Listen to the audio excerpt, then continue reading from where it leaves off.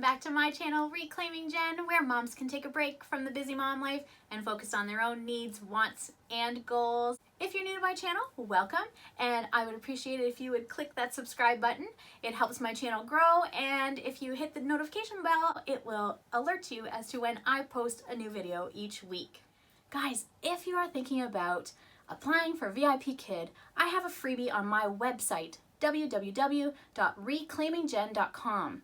You can grab this freebie. It is a lengthy freebie. It's no short read, but it is a compilation of my referrals feedback from their SMART demo and their mock classes. And you can read the details of what their feedback was from their mock class mentors and from the person that graded their SMART demo. I have had the permission from my referrals to share it with you. Their names have been removed, but I think this is vital information and really good and smart information to have for your application process. So if you're interested in that, head on over to reclaimingjen.com. In today's video, I want to talk to you about pronunciation. In your classes for online teaching, you will often come into contact with students who have difficulty pronouncing. And sometimes we might wonder, are they able to produce the sound? Should I keep pushing and practicing with them? In this video, I'm going to tell you, based on some experience that I've had in my university training, what you can do to help the student. All right, let's go forward with pronunciation in ESL teaching. I'm bringing you this video today because I had an experience in my class today that made me think this information that I have might be helpful. So I had a student today, a fairly new and young student, who was having a difficult time saying the word brown. Okay, she had a difficult time with the blend at the beginning, the BR. So oftentimes that is a difficult sound for new English learners to make. So it can be a BR sound, TR, DR, all those letters that blend together to make a blend. And in today's class, it was brown. Other blends can be BL, FL, SH, SL, SP. Those are all blends. I'm going to talk today specifically about the BR blend because it was what happened in my class today.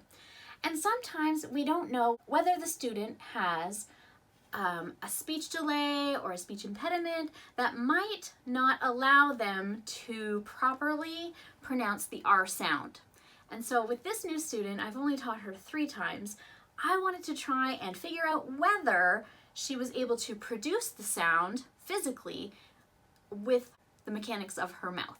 So I'm bringing you this information because at one point when I was in university, I wanted to become a speech pathologist. And in doing so, I started my university career in many linguistics classes, including syntax, phonics, phonetics, morphology, and it has to do a lot with how the mouth physically produces the sound and where the sound is made in your mouth. Is it at the tip of your tongue? Is it in the middle of your tongue? You know that if you play that speak up game where your lips are all way open like this, that we use our lips to produce many sounds like p, p, p, no lips, but we use our tongue for that one. So it's very interesting to think about the actual physical needs of our mouth to produce the sounds.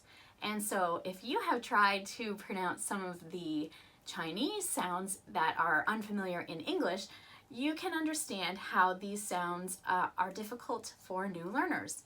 So here's a few tips that you can use to find out how far to push your student when they are having difficulty with some pronunciation. So I want to tell you what I did with this young student who could not say the word brown. She was saying blown, blown. Okay, so she couldn't say the R, she was saying more of an L sound, like black, blown. Okay, so what I did is I asked her, I held up the card, what color is it? What color?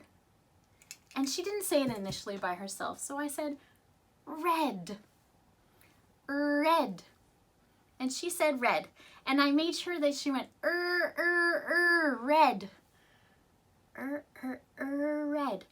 Good. So she could pronounce the initial sound for red, that R at the beginning of the word. So this is great news. We know that physically she can pronounce the sound accurately. So that's great news. Another word that you can try is a medial sound for the R sound, like bird. I didn't do that today because I already knew she could say the sound. So I knew how that we could continue to practice it over the next few lessons.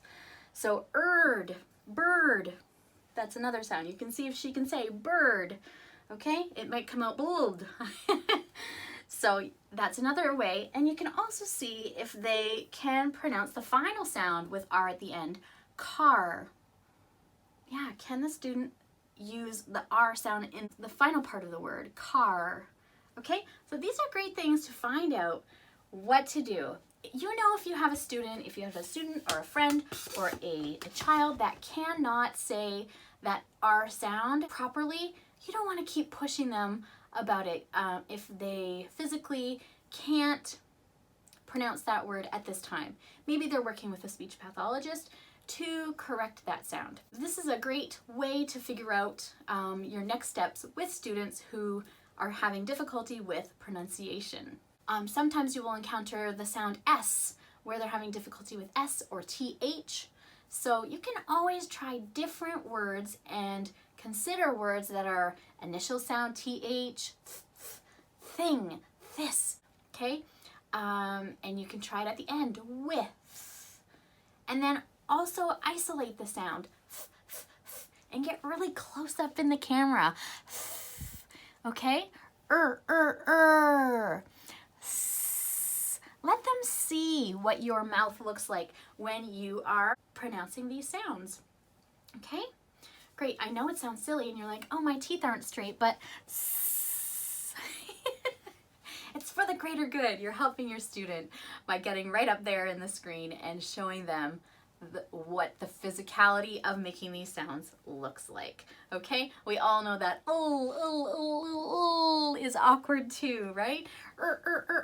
And if you are a brick and mortar teacher or a preschool teacher and you have been using Jolly Phonics, we know those actions that go along with the sounds are really great for young learners too.